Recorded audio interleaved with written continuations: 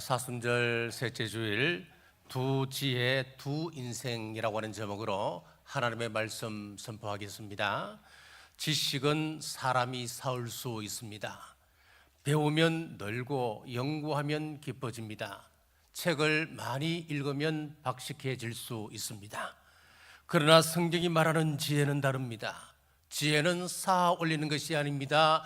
위에서 내려오는 것입니다. 하늘에서 부어지는 것입니다. 학위가 높다고 지혜로운 것 아닙니다. 많이 배웠다고 바르게 가는 것 아닙니다. 세상에는 머리는 뛰어나지만 관계는 무너지고 가정은 깨어지고 삶의 방향을 잃어버린 사람이 얼마나 많이 있습니까?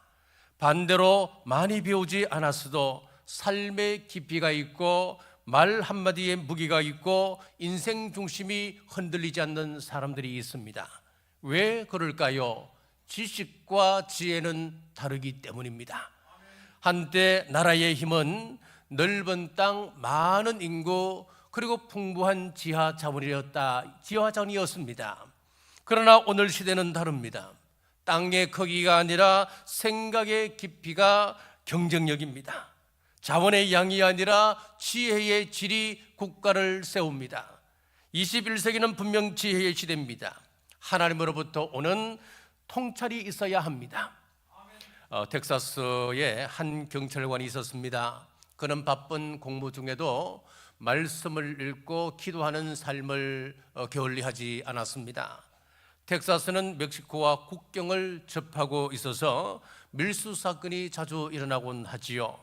어느 날 밀수꾼들을 추격하던 중 밀수꾼들이 급히 도망치면서 짐을 싣고 오던 나귀들을 버려둔 채 사라져버렸습니다. 그날 경찰은 나귀는 붙들었지만은 정작 밀수꾼들은 붙잡지 못했습니다. 그 경찰은 답답한 마음에 기도했습니다. 하나님, 이 사건을 해결할 수 있는 지혜를 주십시오. 기도 한 줄 중에 말씀 한 구절이 생각났습니다. 이사야 1장 3절 말씀입니다. 소는 그 임자를 알고 나귀는 주일의 구유를 알건만은. 그 순간 한 생각이 스쳐 지나갔습니다. 짐승들은 주인을 안다 그랬는데 그렇다면 이 나귀도 주인의 집을 찾아가지 않겠는가? 그래서 며칠을 굶기고 난 후 풀어주었더니 아니나 다를까 이 나귀가 주인 집을 찾아가는 것이었습니다. 결국 밀수꾼은 검거되었습니다. 이 이야기가 전해주는 말은 무엇이겠습니까? 계산이 아닙니다. 단순한 경험이 아닌 겁니다. 말씀이 주는 통찰, 위로부터 내려오는 지혜를 말하는 것입니다. 우리는 어떤 지혜를 가지고 살고 있습니까? 세상의 지혜입니까? 아니면 하늘로부터 내려오는 하늘의 지혜를 가지고 살아가십니까? 첫째, 지혜는 행함으로 증명됩니다. 13절 같이 읽겠습니다. 너희 중에 지혜와 총명이 있는 자가 누구냐? 그는 선행으로 말미암아 지혜의 온유함으로 그 행함을 보일지니라. 아멘. 야고보 사도는 우리에게 날카로운 질문을 하고 있습니다. 너희 중에 지혜와 총명이 있는 자가 누구냐? 이 말은 신학적 논쟁을 하자는 말이 아닙니다. 아니면 어려운 문제를 풀으라고 하는 테스트가 아닙니다. 지혜가 있다 주장만 하지 말고 삶으로 증명하라는 것입니다. 지혜는 말이 아니라 삶으로 드러납니다. IQ가 높고 머리가 좋은 것을 가지고 세상은 지혜롭다 이야기합니다. 하지만 성경이 말하는 참된 지혜는 온유한 성품으로 나타납니다. 우리가 흔히 온유함이라고 한다면 어떤 사람들은 그럽니다. 좀 약하다, 유약하다, 그저 착하고 거절하지 못하는 성격을 온유라고 이해를 하곤 합니다. 그러나 성경이 말하는 온유는 다릅니다. 이 온유라고 하는 헬라어는 프라우테스라고 하는 단어를 쓰는데 길들여진 말, 그런 뜻을 가지고 있습니다. 사나운 짐승을 잡아오면 처음에는 아무나 물려고 달려들 것입니다. 그러나 잘 훈련이 되면 얼마나 쓰임새가 있는지 사람 주인이 오면 반가워하며 꼬리를 흔들기도 하고 들짐승을 잡아오기도 하고 심부름도 곧잘 합니다. 힘이 없어 온순한 것이 아니라 힘이 있지만은 잘 다스려진 상태, 그것이 바로 포라우테스, 온유라고 하는 말입니다. 다에게 지혜로운 사람에게는 공통점이 있습니다. 전도서 8장 1절 말씀에 이런 말씀이 있습니다. 누가 지혜자와 같으며 누가 사물의 이치를 아는 자이냐? 사람의 지혜는 그의 얼굴에 광채가 나게 하나니 그의 얼굴에 사나운 것이 변하느니라. 지혜가 있는 사람은 성품이 부드럽습니다. 얼굴이 부드럽습니다. 말이 부드럽습니다. 지혜가 얼굴을 바꾸는 것입니다. 성령님께서 임하시면 표정이 달라집니다. 사나운 것이 빠지고 부드러운 것이 가득 차게 된다고 성경은 말씀하고 있습니다. 영성신학에서 진화할수록 부드러워진다 그럽니다. 광물보다는 식물이 부드럽습니다. 식물보다는 동물이 부드럽습니다. 동물 가운데 사람이 가장 부드럽다고 합니다. 사람 가운데 어린아이는 아주 유연합니다. 그러나 나이가 들수록 몸이 점점 굳어지다가 딱딱해지게 되면은 결국 그것을 죽음이다라고 말하는 것입니다. 우리의 영적 성품도 같습니다. 부드러워야 사는 것입니다. 온유해야 쓰임받을 수 있는 것입니다. 바람과 햇님 이야기를 전해드리겠습니다. 어느 추운 겨울밤 나뭇가지에 눈이 내려 꽁꽁 얼어붙게 되었습니다. 나뭇가지를 안쓰럽게 생각한 바람이 도와주려고 하는 마음에 세차게 불었습니다. 그러나 눈은 떨어지지 않고 도리어 나뭇가지를 부러뜨리고 말았습니다. 나무를 도와주려고 생각했지만 도리어 피해를 끼친 것이지요. 아침이 되어 해가 떠올랐습니다.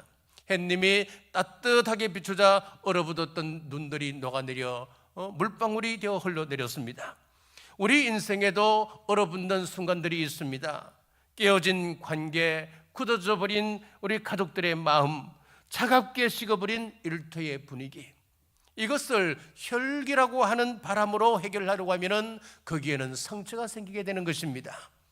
우리가 먼저 하나님의 사랑으로 따뜻해져야 합니다. 내 마음이 주의 은혜로 녹아내려야 비로소 우리는 세상을 변화시킬 수 있습니다. 녹일 수가 있습니다. 우리가 선행과 온유함으로 행할 때에 우리가 머무는 곳은 따뜻한 봄 동산이 되는 것입니다. 혹시 지혜가 있다고 말하면서 주변 사람들을 춥게 하고 있지는 않습니까? 차가운 말은 사람을 얼게 합니다. 그러나 온유한 말은 사람을 녹이게 되는 것입니다. 여러분의 부드러운 말 한마디, 온유한 표정 하나가 꽁꽁 얼어붙은 누군가의 인생을 녹이는 지혜의 통로가 되시기를 주님의 이름으로 축복합니다. 둘째, 거짓된 지혜, 세상 지혜입니다. 14절 말씀 같이 읽겠습니다. 그러나 너희 마음속에 독한 시기와 다툼이 있으면 자랑하지 말라. 진리를 거스려 거짓하지 말라. 아멘. 첫째 대지에서 온유라고 하는 참 지혜를 보았습니다. 이제는 우리가 경계해야 할 거짓된 지혜의 민낯을 대해야 합니다. 야고보 사도는 이 지혜가 우리의 마음을 어떻게 병들게 하는지 경고하고 있습니다. 세상 지혜의 특징이 무엇입니까? 시기와 다툼입니다. 남보다 앞서야 하고 남보다 높아져야 하고 남보다 인정받아야 합니다. 그래서 세상 지혜는 서로를 경쟁하게 만드는 것입니다. 자, 양동이에 개 여러 마리를 넣었습니다. 보통 개는 높은 벽을 잘 기어 오릅니다. 그런데 양동이에 여러 마리를 부어 놓으면은 여기는 뚜껑을 덮지 않아도 된다는 겁니다. 왜 그럴까요? 개 한 마리가 올라가려고 기어 오르면은 밑에 있던 다른 개들이 개 다리를 잡아 끌어내립니다. 또 다른 한 마리가 올라가면 역시 다른 개가 끌어내립니다. 그래서 양동이에 담아 넣었을 때는 뚜껑을 닫지 않아도 절대로 한 마리도 나가지 못한다는 겁니다. 이것이 바로 시기의 모습입니다. 내가 올라가지 못하면 남을 끌어내리는 것, 내가 잘 되지 못하면 남도 잘 되지 못하게 하는 것, 이것이 바로 이 땅의 지혜입니다. 15절 말씀 같이 읽겠습니다. 이러한 지혜는 위로부터 내려온 것이 아니요 땅 위의 것이요 정욕의 것이요 귀신의 것이니. 아멘. 세상의 지혜는 땅의 것이요, 정욕적이요, 마귀적인 것이라고 말씀하고 있습니다. 교회가 왜 시끄러워집니까? 시기와 다툼이라고 하는 세상 지혜가 들어오기 때문에 그렇습니다. 세상 지혜가 들어오면은 교회는 시끄러워지고 갈라지고 상처를 남기게 되는 것입니다. 16절 말씀입니다. 같이 읽겠습니다. 시기와 다툼이 있는 곳에는 혼란과 모든 악한 일이 있음이라. 아멘. 거짓 지혜는 결코 조용하게 지나가는 법이 없습니다. 머무는 자리마다 혼란과 악한 열매를 맺게 되는 것입니다. 대한민국 최고 지성인들이 모여있다는 국회를 보십시오. 사리사욕과 당리당략에 눈이 멀면은 민생은 뒷전이고 소란만 가득하게 되는 것입니다. 우리는 그 모습을 보며 혀를 차기도 하죠. 저렇게 똑똑한 분들이 왜 저럴까? 그러나 잠시 고개를 돌려 우리 마음속 국회의사당을 한번 보십시오. 겉으로는 주의 영광을 위하여, 하나님의 영광을 위하여 내가 살아갑니다 말하지만은 우리 속마음은 어떻습니까? 내 유익과 내 자존심을 따라서 움직이고 있지 않습니까?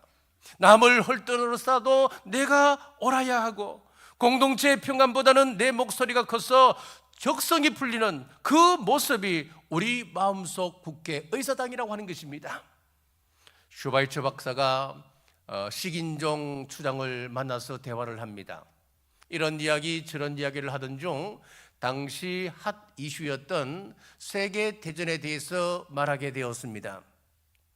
자, 그때 추장이 뭐라고 질문을 하느냐 하면은, 백인들은 사람 고기를 먹지도 않으면서 왜 그렇게 많은 사람을 죽이는 것입니까? 이 질문은 오늘 우리 영혼의 질문이기도 한 것입니다. 먹지도 않으면서 왜 그렇게 사람을 죽입니까? 우리는 사람 고기를 먹지 않습니다. 그러나 말의 칼로 형제의 인격을 우리는 도륙합니다. 우리의 그 차가운 시선으로 형제의 영혼을 우리는 갈아엎어버립니다. 내 성공을 위해서라면 누군가의 희생은 당연한 것으로 여기고, 내가 높아지기 위해서는 남을 깎아내리는 것, 이것이 바로 세상 지혜라고 하는 것입니다. 사랑하는 여러분, 야고보 사도는 지금 이 말씀을 믿지 않는 세상 사람들을 향하여 한 이야기가 아니었습니다. 충격적이게도 저와 여러분을 향하여, 믿는 사람들을 향하여 주신 메시지라고 하는 것에 우리는 충격을 받습니다. 우리 안에 세상적이고 정욕적이며 마귀적인 지혜가 도사리고 있다고 경고하고 있는 것입니다. 오늘 이 시간 내 욕심을 채우려 했던 그 미련함, 세상 지혜를 내려놓으시기를 주님의 이름으로 축복합니다. 셋째, 위로부터 난 지혜입니다. 17절 같이 읽겠습니다.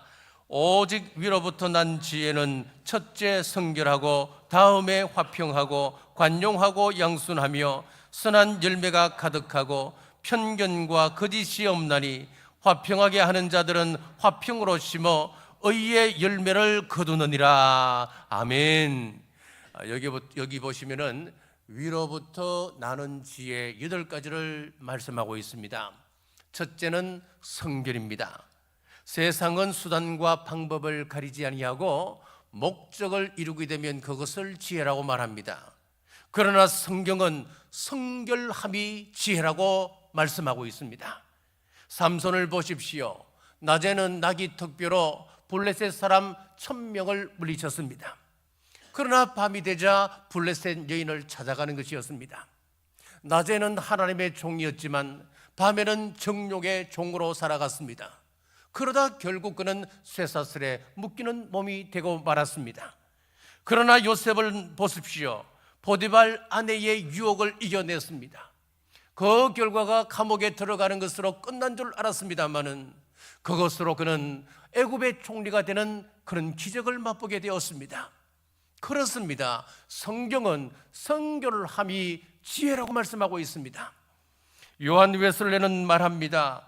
성결이란 알고 있는 하나님의 법을 고의로 어기지 않는 것이다. 하나님의 법을 고의로 어기지 않는 것, 그것이 성결이라고 정의를 내렸습니다. 세상이 아무리 악해도 노아처럼 의롭게 살려고 애를 쓰는 것, 죄악의 도성 소돔에서도 의를 지키기 위하여 힘을 다했던 롯처럼 살아가는 사람, 그 사람이 지혜로운 사람입니다. 둘째, 화평입니다. 예수님은 말씀하셨습니다. 마태복음 5장 9절 말씀 같이 읽겠습니다.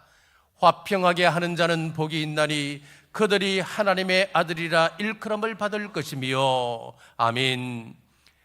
자, 교회에서 싸우는 것만큼 미련한 것 없습니다. 서로 잘났다고 싸우게 되면 결국 그 교회는 무너지게 되는 것입니다. 어떤 교회는 강단의 카펫 그 색깔로 서로 싸운다는 겁니다. 한 사람 한 부류는 강대상 그 카펫은 보혈의 피를 상징하는 붉은 카펫이어야 되지, 또 한쪽에서는 무슨 소리 하느냐, 요즘 시대적 흐름을 따라서 좀 밝고 좀 희망적이고 그러니까 초록색을 깔아야 되지 않겠느냐. 이 싸움이 너무 심해지니까 결국은 나눠지게 되었습니다. 그래서 붉은 카펫을 주장했던 사람들은 나가서 주보혈교회를 건축을 설립을 하게 되었고, 초록색 카펫을 주장했던 사람은 널푸른 교회를 개척했다고 하는 그런 우스갯소리가 있습니다. 여러분, 지혜로운 사람은 화평을 만드는 사람입니다.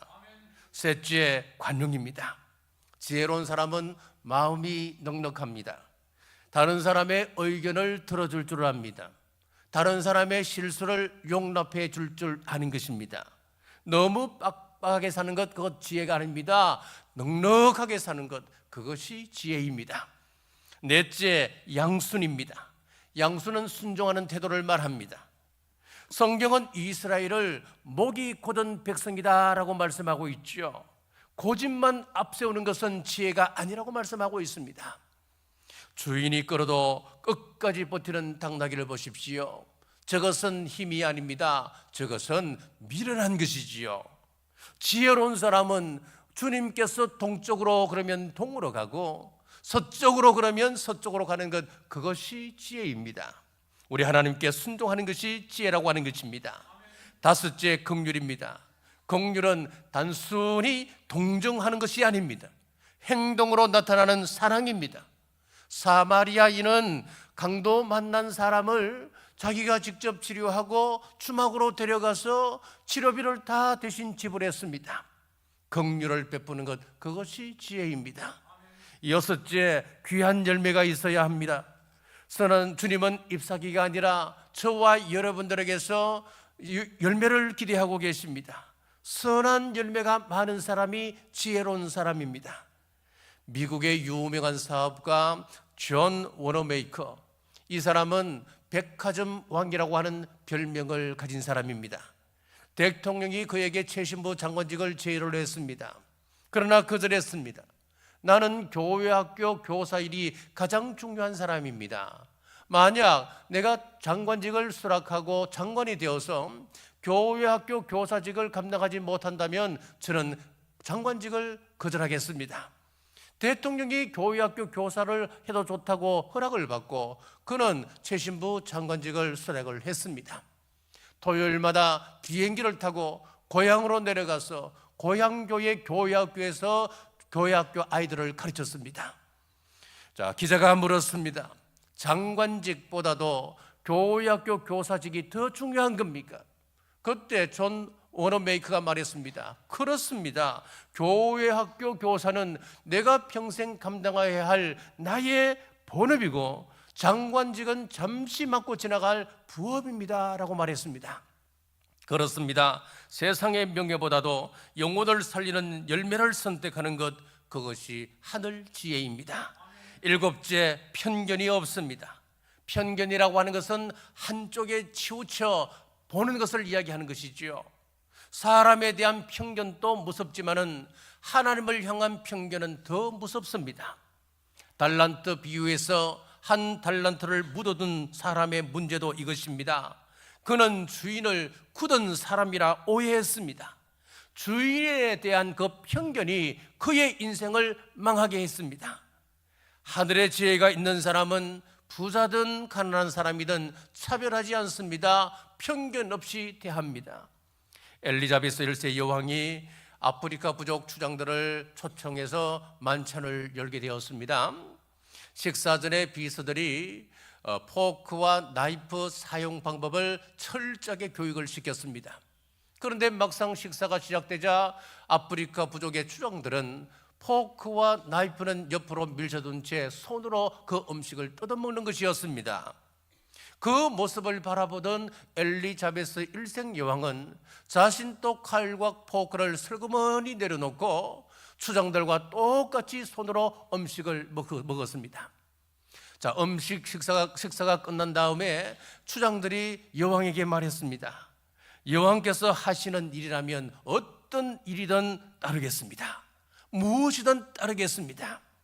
만약 여왕이 칼과 포크를 사용하지 않고 그냥 손으로 먹는 그 모습을 보고 역시 저 사람들은 미개한 사람이군, 인상이라도 찡그렸다면 그 만찬은 실패했을 것입니다. 그 사람들을 용납하고 그 사람들의 문화를 수용하며 그 사람들을 향하여 편견 없이 자신도 맨손으로 먹었을 때에 그들의 마음을 얻게 되었습니다. 편견 없는 것이 지혜입니다. 8째, 거짓이 없습니다. 아나니아와 삽비라 문제는 돈 문제가 아니었습니다. 거짓으로 꾸민 것이 문제였습니다. 사람의 박수를 받기 위하여 전부를 바친 것으로 꾸몄습니다. 그래서 베드로가 이렇게 말합니다. 사람에게 거짓말한 것이 아니고 하나님께 거짓말한 것이다 라고 했습니다.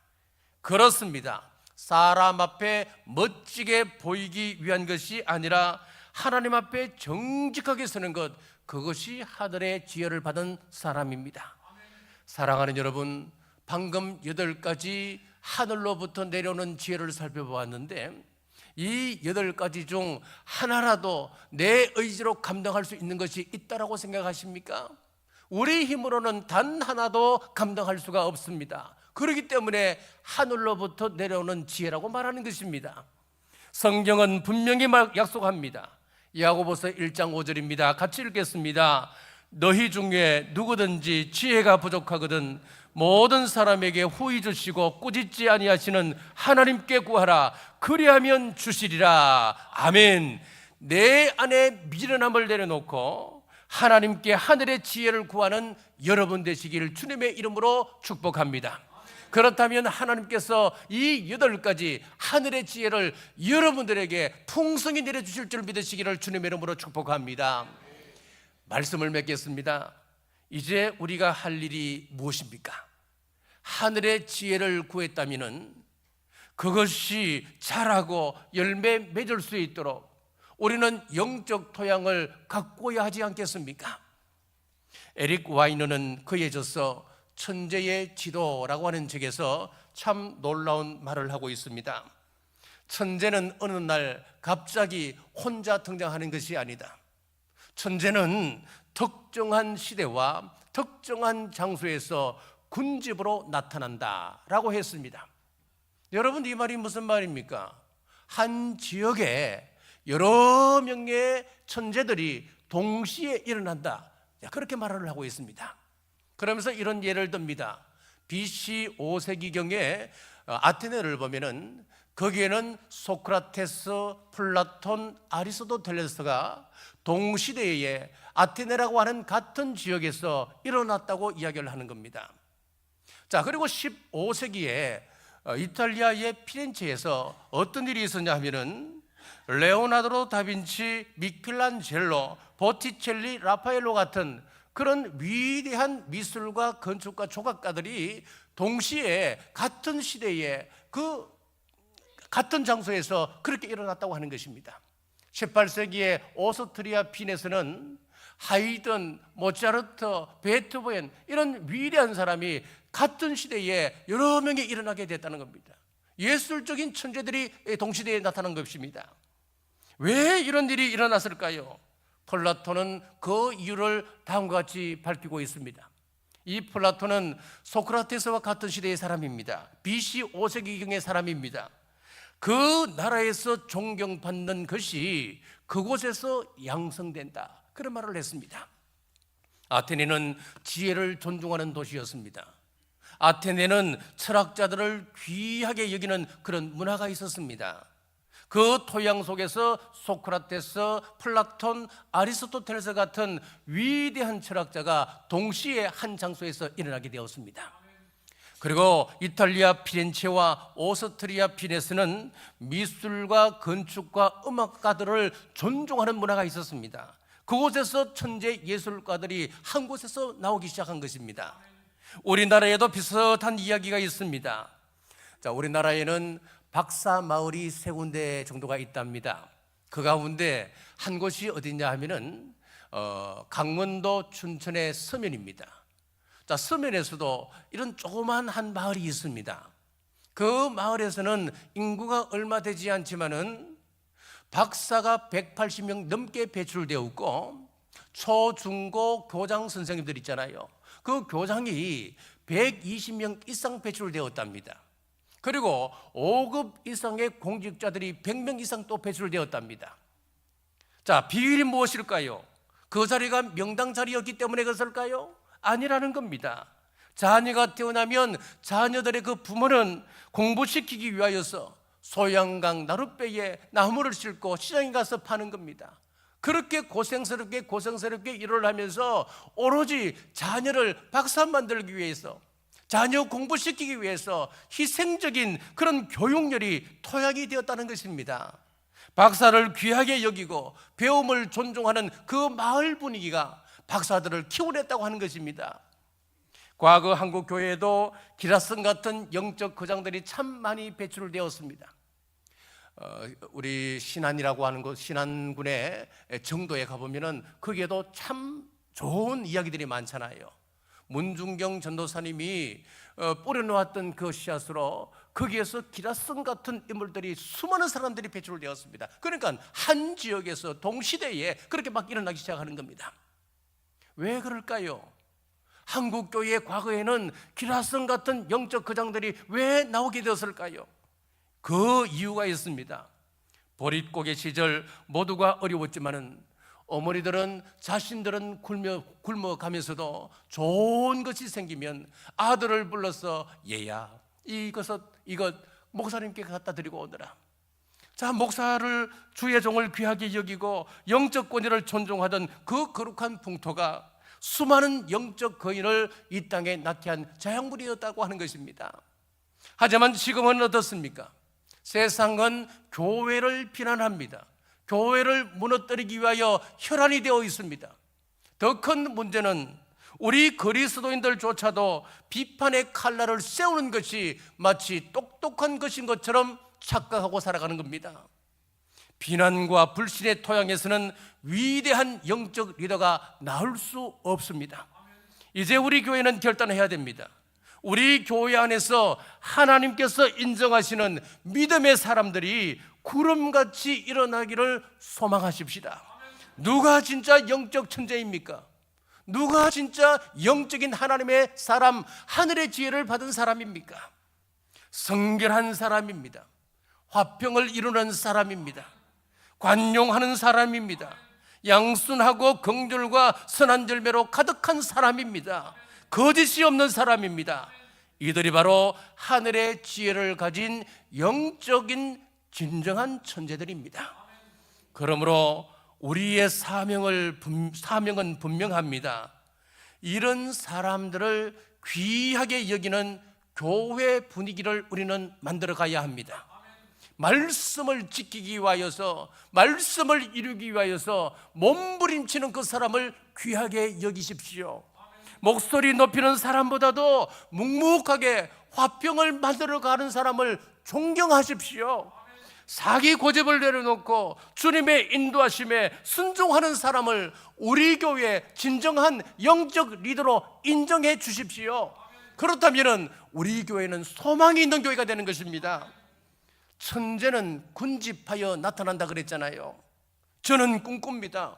우리 경주 남부 교회에 하늘의 지혜로 무장한 영적 천재들이 한두 명이 아니라 이 강단에서, 그리고 우리 찬양하는 우리 찬양대 대원들 가운데서도, 그리고 각 부서와 각 그 기관에서 구름같이 일어나는 꿈을 꿉니다.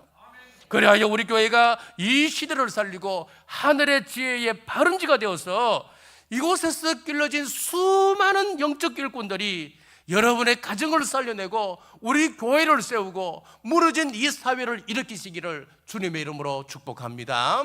기도하겠습니다. 지혜의 근원 되시는 하나님 아버지, 오늘 또 말씀 주심 감사합니다. 저희의 삶이 말이 아니라 온유한 행함으로 지혜를 드러내게 하옵소서. 저희 마음속에 있는 시기와 다툼을 내려놓게 하시고 위로부터 오는 성결하고 화평한 지혜로 살아가게 하옵소서. 관용과 양순함과 긍휼로 서로를 세우게 하시고 우리의 삶에 선한 열매가 맺히게 하옵소서. 화평을 싣는 사람들 되게 하셔서 의의 열매를 거두는 삶 살게 하옵소서. 다시 오실 예수님 이름으로 간절히 기도드리옵나이다. 아멘.